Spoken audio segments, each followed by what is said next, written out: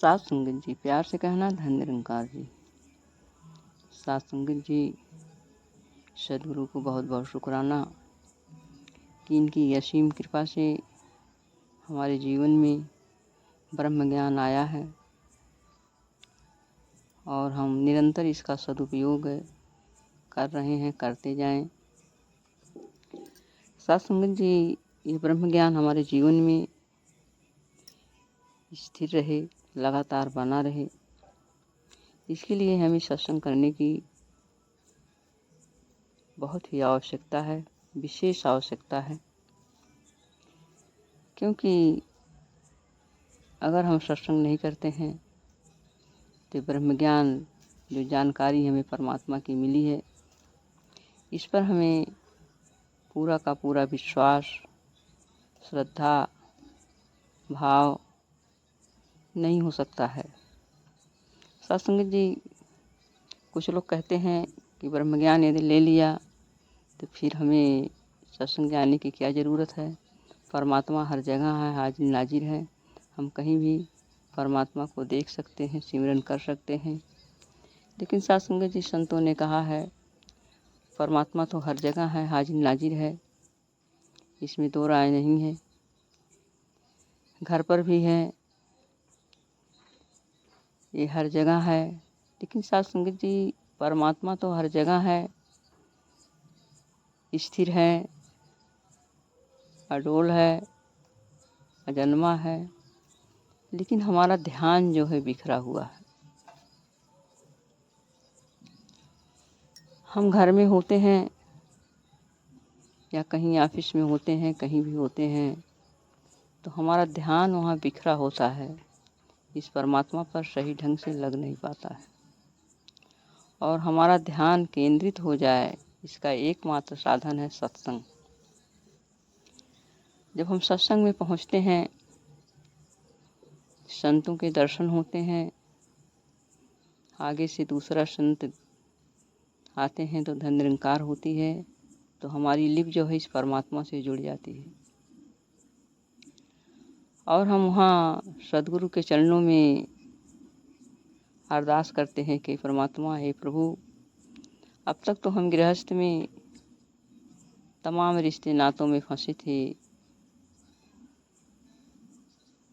लेकिन अब आपकी शरण में हैं। केवल हमारा नाता केवल और केवल आपसे है, तुमसे है।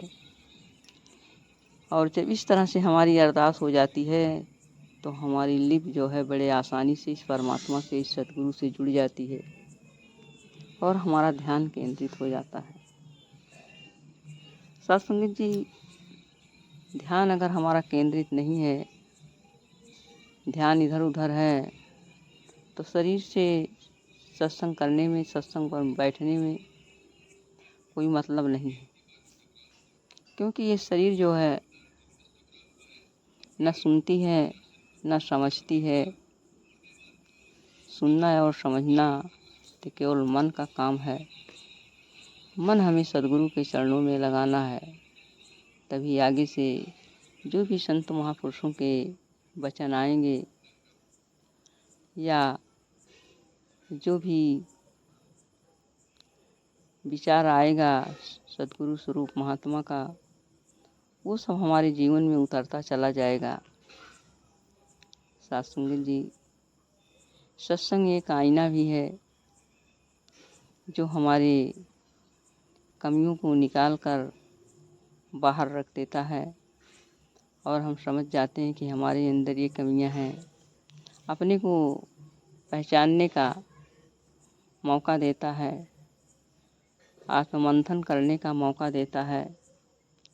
जब हम सत्संग में बैठे होते हैं तो जो संत की वाणियाँ आती हैं, अमृतमयी वाणियाँ आती हैं, तो उससे अपने को हम मिलान करते हैं तो पाते हैं कि हम तो कहीं बहुत पीछे हैं, हमारे अंदर तमाम कमियां हैं। और जब हमें कमी की एहसास होती है तो हम कोशिश करते हैं, प्रयास करते हैं कि आगे से कमियां हम दूर करेंगे, हमारा भी जीवन इस संत की जैसा हो, इस महात्मा के जैसा हो। सत्संग जी, इसीलिए सत्संग को आईना कहा गया है। आईने के सामने जब हम खड़े होते हैं, तो आईना जो है हमारे चेहरे में, हमारे ऊपर लगी हुई अच्छाइयों और बुराइयों को तुरंत बता देता है। उसी तरह से सत्संग भी हमारे अंदर कितनी अच्छाइयाँ हैं, कितनी बुराइयाँ हैं, हम किस तरह से सही रास्ते पर चल रहे हैं, कितना गलत चल रहे हैं, ये साफ साफ जाहिर हो जाता है। तो आइए साथ संगत जी, हम जो है सत्संग को प्रमुखता दें, अपने जीवन में वरीयता दें,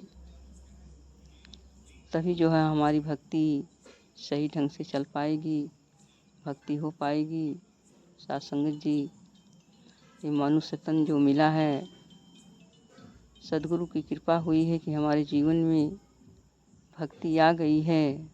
भक्ति आ गई है तो भक्ति को हम सही मायने में करें, और क्योंकि भक्ति का फल पदार्थ नहीं, भक्ति ही होता है, ऐसा संतों का कहना है।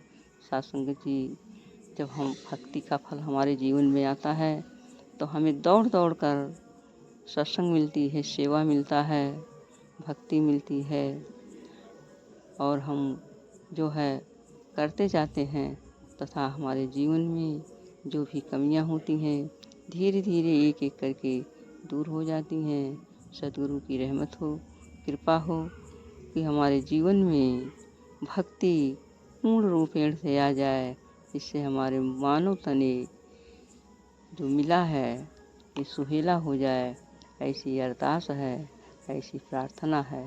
प्यार से कहना, धन निरंकार की।